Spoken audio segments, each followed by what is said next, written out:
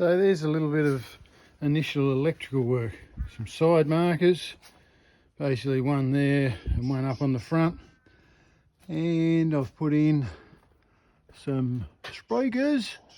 It's the only place for it really because it lines up on the internal cupboard, so where they stick out about an inch on the inside, yeah, sort of won't be too much in the way. Yeah, side markers, so I only had 4, so I've got 2 side markers going on there. And I've also got, haven't put them in yet, they're just drilled and sitting there, so 3 down that side, 3 down that side.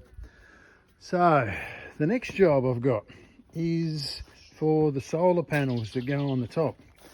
Now when I picked this thing up, anybody who's familiar with an exploration rig, they've got, because the goldfield's so hot, they've got a false roof that sits on them.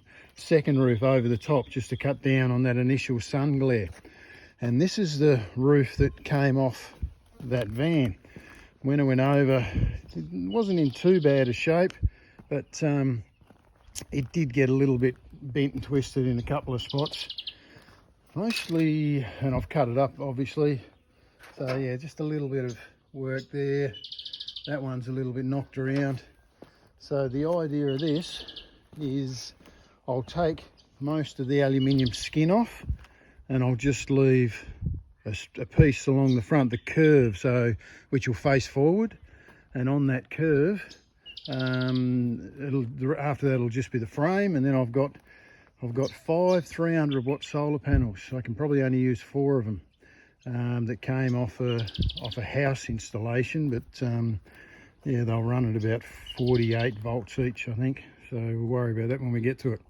So the job for now is to have a look at cutting this down, framing it up, and putting the legs back on.